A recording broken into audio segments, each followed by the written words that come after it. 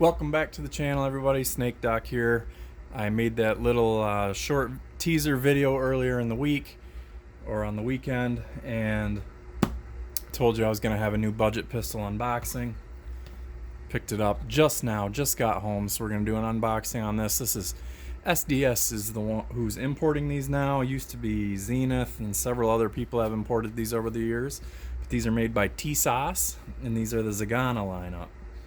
The one that I got here happens to be the K. I was really looking to get the F. They sold out of the F before I got to them, so I picked up a K. I ordered from Impact Guns. They're one of the few people that still have these in stock for a really good price, especially if you use coupon code WELCOME20. So WELCOME20, all one word, all caps. 9mm caliber, 215 round mags, machined aircraft grade aluminum frame, semi-auto with SADA trigger and decocker. So that is a single action, double action trigger with the decocker and safety. Hammer forged chrome plated barrel. We see it's made in Turkey, so my channel is no stranger to Turkish made pistols. And SDSimports.com, you can see what lineup they're bringing in. And then on the end we just have model number, serial number, and nothing on that end but the website. So cardboard box. They used to come in a plastic case when Zenith brought them in. Zenith did a really good job importing. They brought them in a nice the plastic case with the round holders. Usually had 3 mags from their guns. This is 2 mags. I won't complain about that. It's better than 1. Hint hint, EAA Tangfolio. You guys rip off people constantly. So egg crate foam, nothing great. It's not glued to the lid or anything like that. Here's our second magazine. And these are, we're gonna see, they even have the cut like the CZ999, but it's pretty high up. So I've heard that SIG P226 mags are an exact fit. They may or may not hold the slide back depending on what model mag you get. There's tons of different Metgar mags available for CZs, and even Checkmate makes them. So I have my 92X sitting right here, so we're gonna look at the compare the size and compare some of the features, and then let's see what else is in the box here before we get the pistol out. So here we have the owner's manual, we have the nylon bore brush, and a polymer patch rod with a slot cut in it so you can weave your patch through there should you choose to. I'm gonna take this out of the box. We know there's a second mag there, and then I'm gonna move the box out of the way just for ease. So here we have, this is the K, which would be their compact model, and I'm going to use finger quotes because the frame size is identical. The only difference is you're losing about roughly a ½ inch over the F model. Personally, I like the F model a little bit better because it has a front end on it which would be reminiscent of a Jericho or a Baby Eagle, where it has like a slant cut, and it just looks a little bit neater. This looks like they just chopped it off with a hacksaw. But there you can see what the business end looks like. We're going to make sure we're clear. There's a loaded chamber indicator, and that was not popped up. So there we have an empty chamber and an empty magazine. So first impressions, the grip feels tremendous. I have bigger hands, so that's not really an issue. My hand does come all the way around. I saw where the old grip style on these, they had depressions here instead of these raised bumps, and people were having a hard time getting their fingers to even come around to the bumps. You can see with my grip, I would have been able to do that. Now they're just kind of like reminiscent of the HK VP9 grip or the P30 grip. It looks very similar to that. You do have some scalloping right here, so it is slimmed right here for trigger finger access and thumb. You have the grip has been relieved right here so that your decocker can swing down without smacking into the plastic on there, and there you just saw that this decocked. It is on safe now and the trigger is dead. If we flip it back up, it'll be a double action pull. There is a half cock notch that it just staged to. Here would be your full single action, and let's take a look at that trigger. Really nice, not bad. So there we have the red indicator showing that you're ready to rip. The difference, another difference between this model and the F model is this hammer has a hole drilled through it and the F model does not. And the spurs are a little bit deeper on there, so you can thumb cock it a little bit easier yourself. I'm just going to decock quick. We're going to leave it on safe. Another difference that I've seen, but it's strange because I haven't seen it on all of them, and it's kind of hit or miss, so I'm not sure what's going on exactly with that. Where this K model has this more pronounced curve to the trigger, and the F model is a little bit straighter, which I would have preferred. Would have been more similar to my Beretta, but this isn't as drastic as like the SAR B6P or some of the other CZ clones where it has that real wicked hook in the trigger that I don't really care for. This is pretty nice. It's a steel trigger, alloy frame. We have Picatinny rail here, 3 slots. It's a true Picatinny rail without the curve on there. So let's see, you can see it's flat on the bottom. It doesn't have that SIG curve to it, which makes some lights have some difficulty. I thought there was a loaded chamber indicator on there, but I don't see it. So let's see if we push on the extractor. I'm not seeing any red paint there. So it looks like you'd have to do a press check, chamber check, and see what's going on there. With the hammer down, that's pretty difficult. Let's see here. Flick my safety off and put it in single action. Yeah, I can press check it with just a pinch grip. So not a big problem there. Front sight is dovetailed in from the muzzle end. Instead of being east to west, it is north to south. So another gun reminiscent of that would be your CZ75 full size, has a front sight similar to that. The rear would be windage adjustable. It has a set screw, Allen set screw, and then you'd be able to slide it in the dovetail right and left. 3-dot sight setup. You know I'm going to be painting these. Haven't decided if I'm going to do green dots back here or black them out, but I always do orange in the front. Keeps my guns consistent. Trigger or magazine release is just a depressed button without checkering on it, and it is guarded by the plastic grip. Let's see if I can get to it with firing grip. That's a little difficult because you have to get down in on that direction, and that the grip really doesn't allow you to do it. So I would probably have to shift and then hit it, but we see the mags eject freely. Let's see how they pop up this way. Yep, we get a little bit of ejection there. So usually that's provided by the spring and the follower pressing up on the underside of the slide.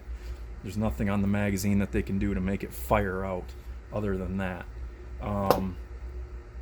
Takedown is really simple on these. This has a, you can see the breech is very similar to like a SIG P229. Let's bring in the 92X.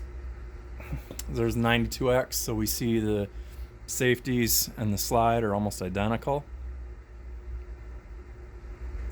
I have the Elite 2 hammer on this, so this is skeletonized as well. And same thing, decocker, it stays on. Flick it back up and you're ready to fire in double action. We'll look at size comparison to that in a minute. Let's take this top end off here. Got the magazine out.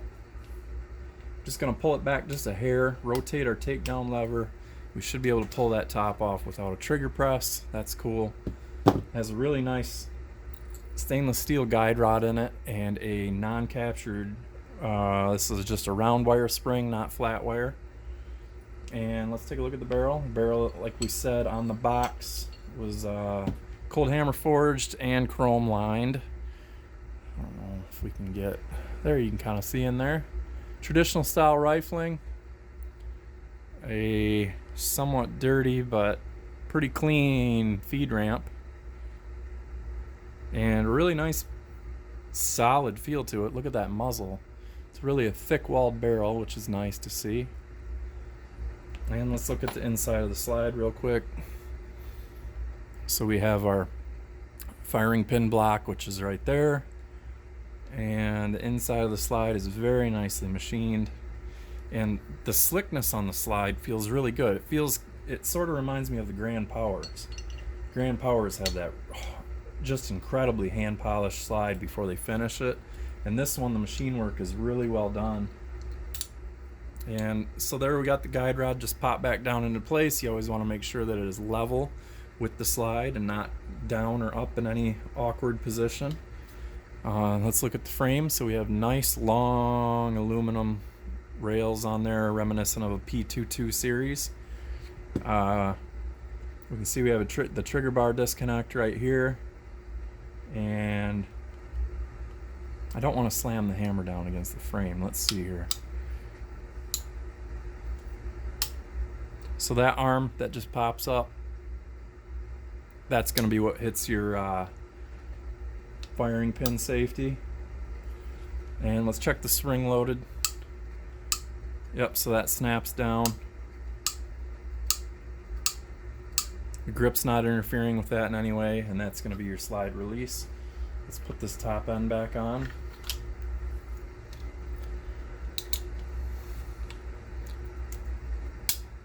That's simple enough.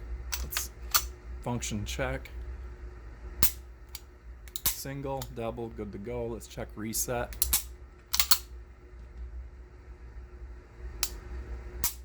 Short, audible, and tactile. Let's check the slide release. Very easy to reach from a full firing grip. Comes way back, and it's nice serrations on it. Just regular serrations, not checkering. I'm gonna let that down nice and smooth. And there you can see it's just a really nice profile and nice finish to that. Again, that front is really chopped. It's really square. It's kind of tough looking though. Looks like a gun that means business. Some of the background on this that I'm aware of is these are very popular in the Middle East. Of course, Turkey, but Afghanistan. There's been plenty of these that have been seized from Taliban fighters that we've got in our arsenal now, and they will be destroyed, unfortunately. But I talked to a guy who's an armorer over there, and he has modified M9 mags to work in this. So let's take a look here. I'm going to take this 17 round mag out of this 92X, and we can compare them here. So we're going to see that our notch is cut a bit higher. Like, let's look at here. So the notch is here, and then it's way down here on this. So if I was going to make this my Beretta mags work, I'd have to cut a second slot here, which means you'd have to hold your mag release button down, otherwise it'd click in too low. But other than that, like height and everything else looks really similar. So let's see if that... So yeah, the floor plate is there. I'm going to hold that floor plate up with my pinky and try running that, and it did not lock back. So you might have better luck with the metal floor plate mags or the 18 rounders, which have a thinner base plate. The 17 rounders have that fat base plate on them. That's a factory Beretta mag, not a Metgar, by the way. Which they're probably made by Metgar, but that's an OEM Beretta mag. These are punched and numbered through 15 rounds. If you drilled that dimple out right here, depending on what the follower looks like, you could probably fit another 3 rounds in that mag. That's how they accomplish the 18 round flush fits. Let's check. I have my 5.78 GLS holster here. Let's see if it fits in that. Not really. It's too wide for it. Trigger is covered, but it's not going down and locking in. So you would probably need the wide version of this, which they sell. I think the P229 requires the wide version. Creed and PPX need the wide version. So if you're going to get a 5.78 GLS holster, you would want to get one that is marked wide. So I have some nylon universal holsters that this would work in, and maybe even a leather one. I'm sure that it would work in the Bianchi M12 military flap holster, because I've used a 229 in one of those. So let's decock. Let's throw it on the scale. I want to get that where you can read it. Yep, there you go. We're in ounces here with the magazine unloaded. 32.45, so a little bit of weight to it. Let's see what the Beretta was again. It's a 92X, full size, 32.45, so identical. How about that? Identical weight. Do they feel the same?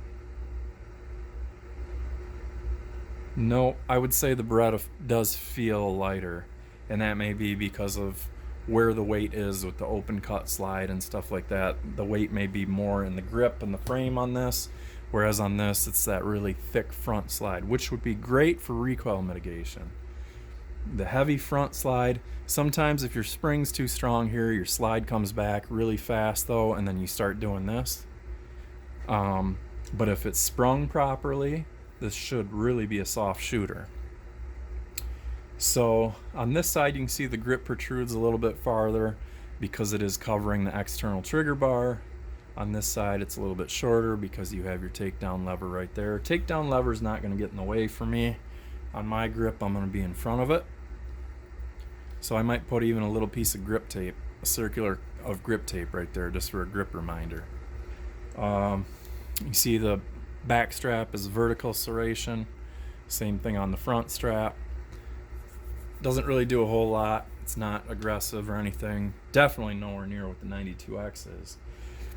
And we do have jimping on the front of the combat style trigger guard. So the trigger guard is very reminiscent of Beretta as well.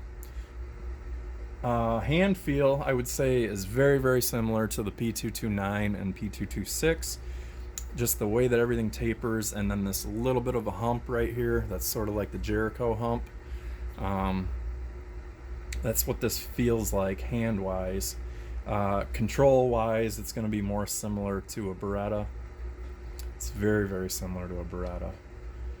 So let's do a dimensions real quick on it, and then we're going to wrap up the video here. We'll be inside 20 minutes. So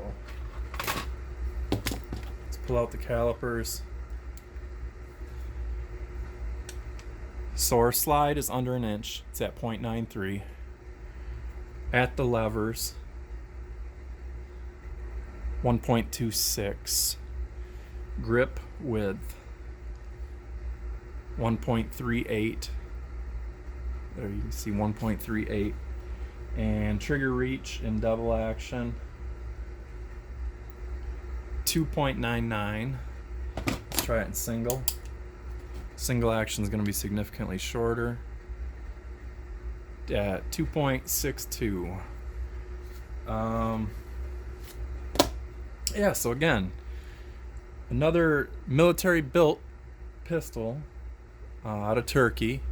Really great price point. These are usually sub 300. If you're paying over 300, you got robbed. So look around, shop around, but these are becoming scarce. Magazine compatibility. Get yourself some cheap Beretta mags and cut a slot, or if you got a P226, stick those mags in there. Potentially then, since the 226 works, you should probably be able to do a Canik TP9 full-size mag, the 18 rounders. Those should fit in here as well. Let me know if they do or if they don't, if you got one of these and you've tried it. But overall, I'm really pleased because they didn't jack the import markup. So you can see there, SDS Knoxville, Tennessee, and you can't see it unless you're really finding the light for it. So like if I'm holding it like this, you can't even see it. So really well done there. Good job, SDS. So thank you guys for watching. If you have any questions, throw them down in the comments, and I always respond as fast as humanly possible. And I appreciate all my new subscribers. It's pouring rain out today and pouring rain out tomorrow. Hopefully I can get some time to get some camera time behind some of these pistols and start making some videos of that for you guys so you can watch me shoot and miss. Take it easy, everybody. Shoot safe.